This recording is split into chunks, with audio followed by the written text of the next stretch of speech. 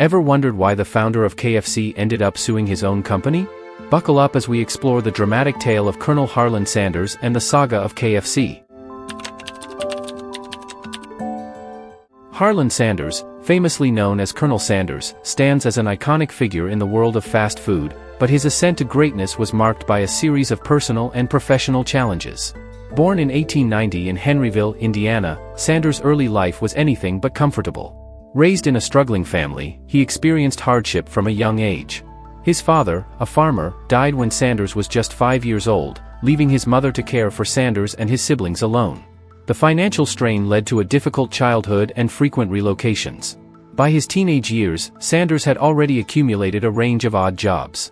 He worked as a farmhand, a streetcar conductor, and even as a salesman. His diverse experiences gave him a broad perspective but didn't provide him with a clear direction. Sanders' beginning into the culinary world began somewhat accidentally. In his early 40s, Sanders took over a service station in Corbin, Kentucky, where he started serving fried chicken to his customers. His secret recipe, a unique blend of 11 herbs and spices, became an immediate hit. In the 1940s, as the popularity of his chicken grew, Sanders decided to expand his business. His service station evolved into a small, but thriving, restaurant. The success of his chicken recipe was undeniable, but Sanders saw the potential for something greater. By 1952, Sanders began franchising his recipe, marking the birth of Kentucky Fried Chicken, later known as KFC. The 1950s and 1960s were a period of rapid growth for KFC.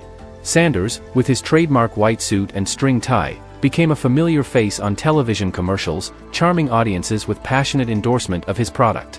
The company's success was driven by the unique taste of Sanders chicken and the rapid growth of the fast food culture in America. By 1964, KFC had over 600 franchises across the United States and Canada.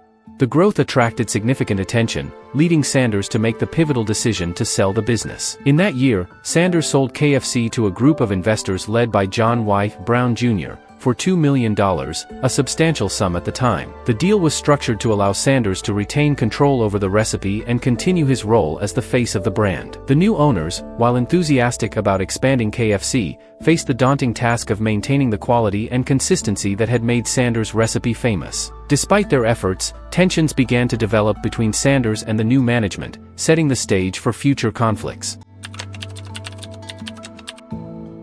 As the 1970s rolled in, the relationship between Sanders and the new KFC management started to fall apart. Sanders had grown increasingly dissatisfied with how the company was being managed. He was particularly concerned about what he perceived as a decline in the quality of the chicken and the departure from his original vision for KFC. Sanders' frustrations were fueled by several factors. The company's aggressive expansion strategy, while successful in increasing the brand's footprint, led to inconsistencies in the preparation of the chicken. Sanders was also unhappy with the corporate decisions that shifted the focus from quality to profitability. In 1973, these issues culminated in Sanders filing a lawsuit against KFC. The lawsuit accused the company of failing to uphold the high standards associated with his recipe and misrepresenting his brand.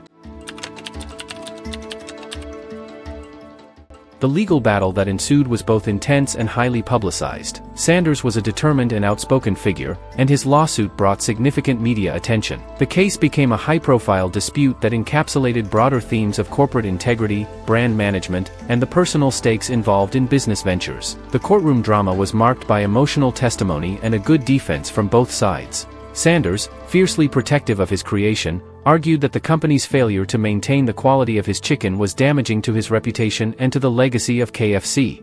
The new management, on the other hand, faced the challenge of justifying their practices and defending the company's actions. Despite the high tensions and media frenzy, both sides were motivated to reach a resolution. Sanders was not only fighting for financial compensation but also for the respect and adherence to his culinary vision. The legal battle highlighted the difficulties that can arise when personal passion clashes with corporate priorities. In 1974, a settlement was reached. The terms of the agreement saw Sanders awarded a substantial sum of money, though the exact figures were not publicly disclosed. Additionally, the settlement included provisions that addressed some of Sanders' concerns about the quality and representation of KFC. Despite the resolution of the legal dispute, Sanders' role in the company remained symbolic. He continued to be a beloved figurehead for KFC, appearing in advertisements and maintaining his connection with the brand until his passing in 1980. Sanders' death marked the end of an era, but his legacy continued. Today, KFC is a global fast food giant, and every bucket of chicken served is a testament to Sanders' original vision and recipe. If you enjoyed this video, don't forget to like, subscribe and hit the bell for more fascinating stories. Until then, stay curious, and keep watching.